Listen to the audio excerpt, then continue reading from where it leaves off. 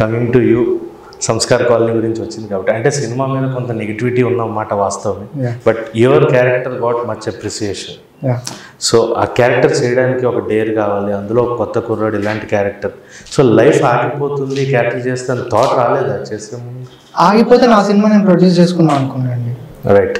అంటే first audition ఇచ్చినప్పుడు అయితే ఐ ఫెల్ట్ లైక్ ఓకే, ఇది కొంచెం చాలా ఆలోచించా.